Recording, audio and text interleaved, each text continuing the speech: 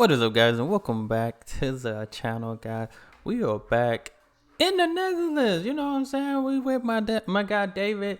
What are the biggest Dutch culture shocks? This is gonna be interesting because just from the looks of it right here, this woman is from Poland, so he might be going to different people. So we can check this out. Y'all hit that subscribe button. Send down those recommendations.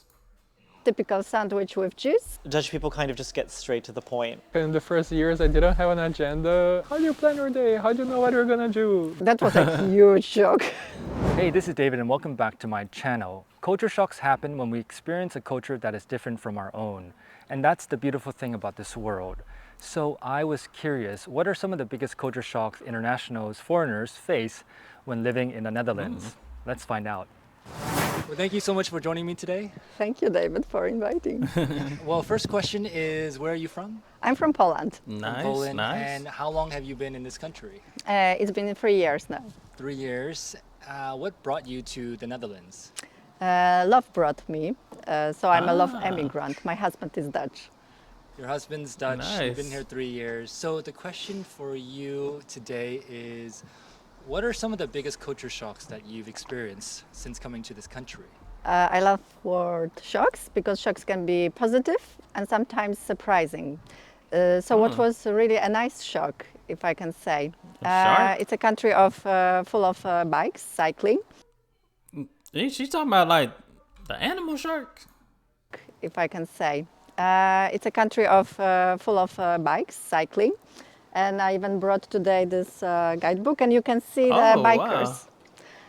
So positive shock was that I can get everywhere by bike. I've come from the city that is quite huge and country that is bigger, so commuting by bikes it's not the most convenient one.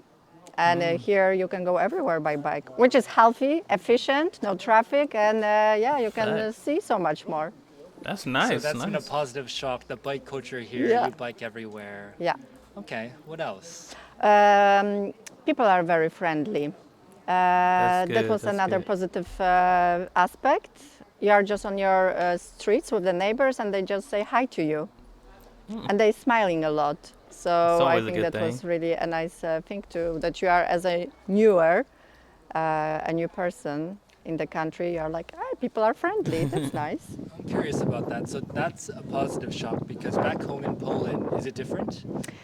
I think it's maybe not in common that on the street just the neighbors that you don't know will say hi. Yeah. Okay, so people say hi here.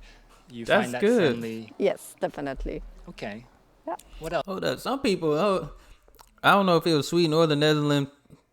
Somebody said, nobody ain't gonna do that small talk and stuff or say hi. They gonna look at you. But now this is good. So she actually having a good experience. That's the Hi good here. thing. You find that I agree with the friendly. bikes. Yes, I agree with the bike thing. I wish I can ride my bike, especially right now. I'm still healing from my knee, so I'm almost there though. I think I'm at like 80 degrees, 70 or 80 degrees, being able to bend my knee. So I actually miss riding a bike. So I definitely got to get a bike again. Okay. Yeah. What else comes to mind? With the shocks, I think it's always the weather. In that Oh, sense, shocks. there are like 2 or 3 Thought she said seasons. shark. I'm used to 4 seasons and much more sun and less rain. So that was a shock that so much rain is here. And anything else that Gotta comes keep to the mind when canals it full. comes to culture shocks? Culture shocks, I think it's maybe not also the communication, but in that sense how direct people can be. Or actually the funny shock, lunches. Lunches? So basically I'm used to go for lunches, longer lunches, having a warm meal and spend more than 15 minutes. Whereas I noticed that here in this tiny country, lunches are very efficient. Typical sandwich with cheese, or maybe even a milk. So that was a huge shock. That was shocking. Yeah, well, tell us What more an interesting lunch. That's a huge shock. That's shocking me. about these Dutch lunches because you work for That's a grilled cheese primarily sandwich. Dutch company now. For a Dutch and organization. So how does lunch look like? So you can see the differences between the Dutch colleagues and the internationals. So the internationals are having more variety with the meals or Okay. going outside, whereas Dutch will stay most of the time inside How long is the lunch? building and having their own sandwich. So Okay. Dutch lunch is a sandwich, It's a sandwich a simple sandwich, all about efficiency, and simplicity, Okay. simplicity. or Calvinism. Well, thank you so much for sharing. Thank you. Hey, thanks so much for joining me today. This First guy's from question Australia. is, where are you from? Australia, Australia. And how long have you been living in this country? 5 years in August. 5 Nice. years in August. Yeah. Okay. And so the question I have for you today is, what culture shocks have you experienced living in this country? So I think the one that everyone always talks about first The bikes. is Dutch directness. Oh, okay. Directness or bikes? There's always And one. so to be fair, I like in person, Dutch people. Yeah, okay, they can be a little bit direct, but yeah, I haven't like noticed it that much personally. But I've also lived in like half a dozen countries, so it kind of like for me moving to another culture is just very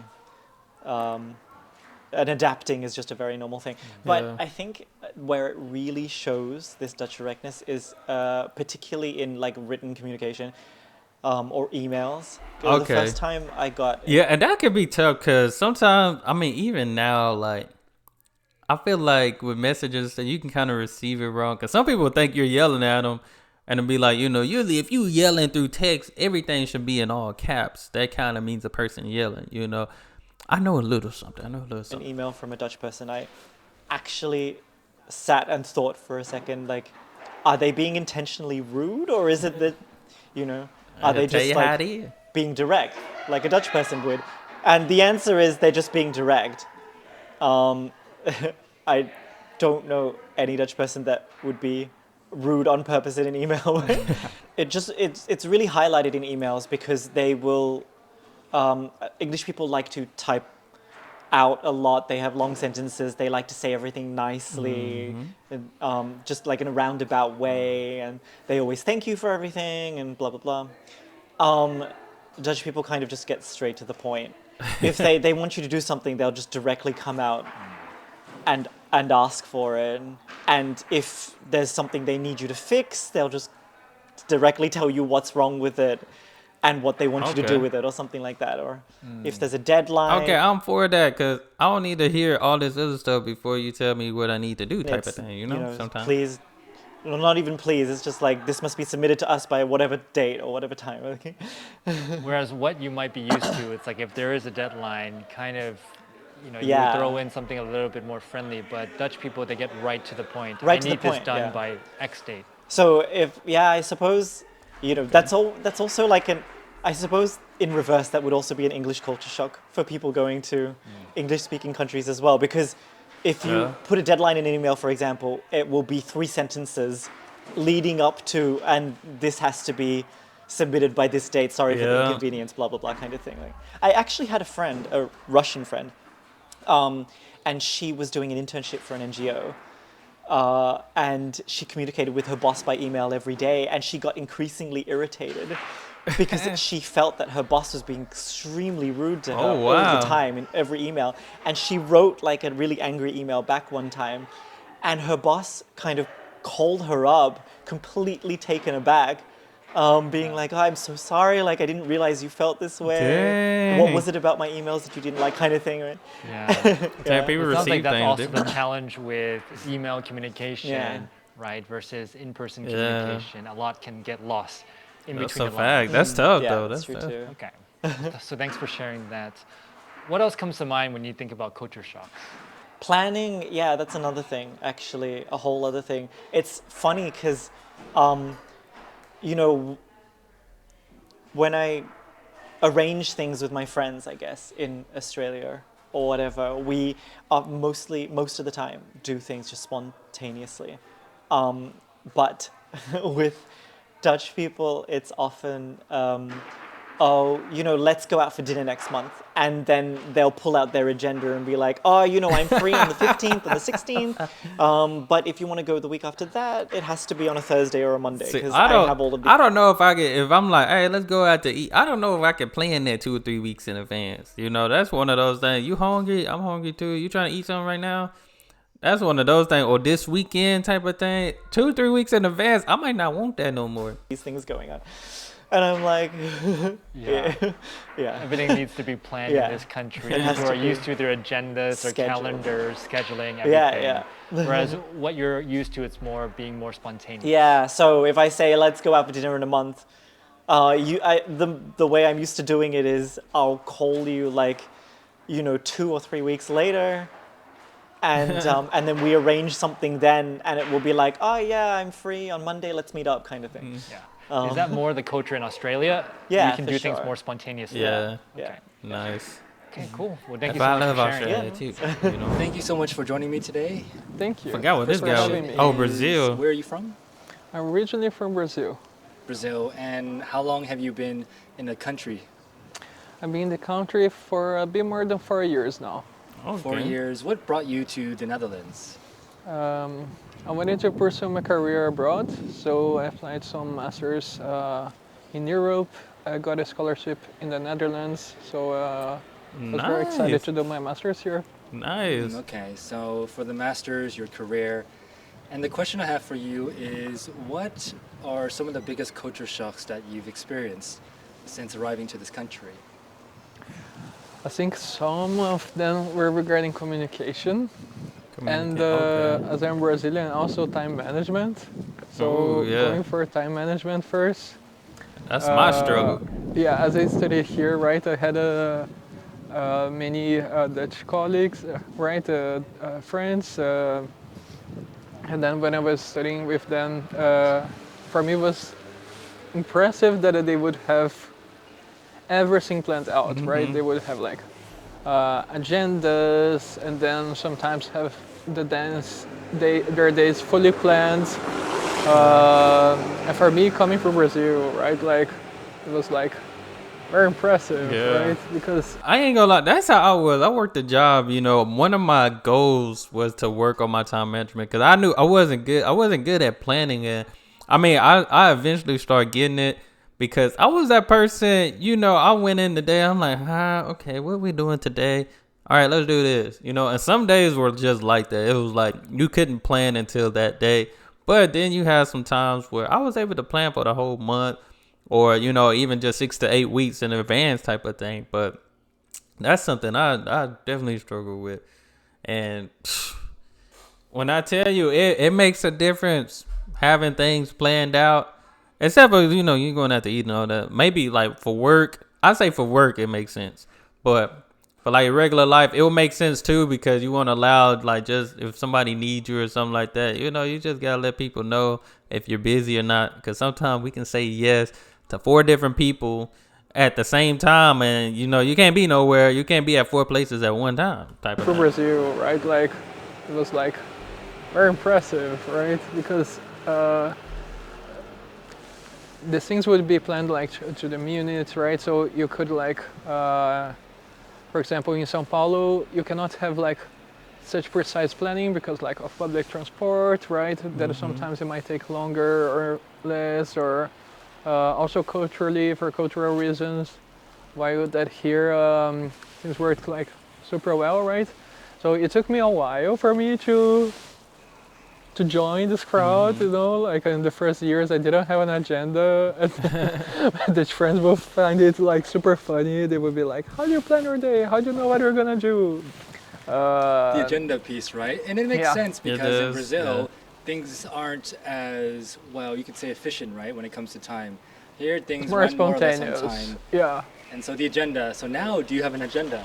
Now I have an agenda. Yeah. Online one When you can were- share with, When you're around people that that's doing that, eventually it's gonna rub off on you, and you're gonna start doing it. my boyfriend, everything. So yeah, it works for the life in the Netherlands. Okay, so you've adapted and adjusted to life here Yes. when it comes to time, more or less. What about communication? Yeah, so for communication, the communication style here is more direct, right?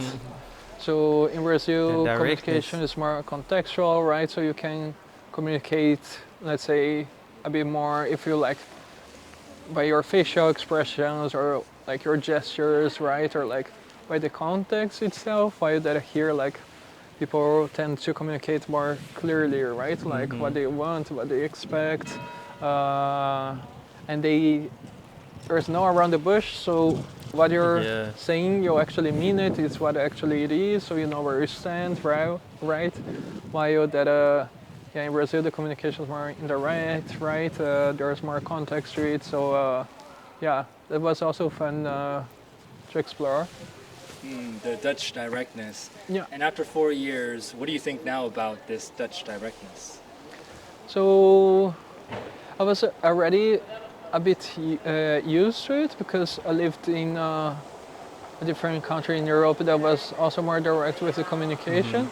So it wasn't like a big surprise, but it's something I either like I appreciate or I don't mind. It's not like a Can't challenge take it per se. personal type of thing. I think I learned from it, right? Because it's not something I was used to like so much before.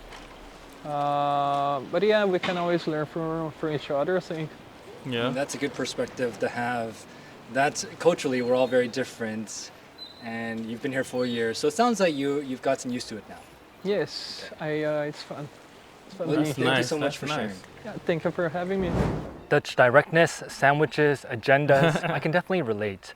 Now, culture shocks are normal. They happen when we experience a culture that is different from our own.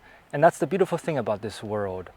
Now, I'm curious to hear what have been some of your biggest culture shocks in the Netherlands. Leave them in the comments below and take care.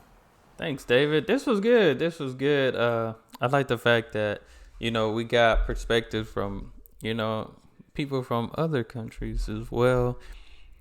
That was interesting. I mean, all of them, I guess you could say the directness was the main topic of discussion.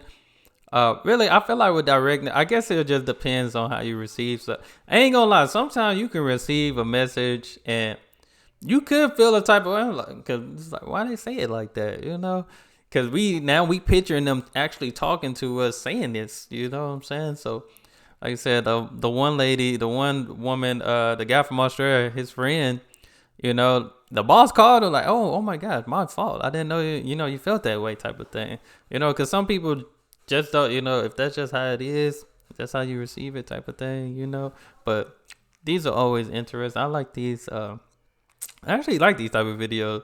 Him going around asking the different people about their culture shocks, and people that from different countries and living in a certain country. That is pretty cool. Now we get to see. Yes, we get to see what people think. Their perspective. Obviously, they don't mind it. Like you said, most of these people live here 5+ years, so that's good. So I enjoy it. I would enjoy it myself too, But that's all I have for this video. So y'all make sure y'all hit that subscribe button, send down those recommendations, and y'all be blessed, be the best, and be you. I'm out.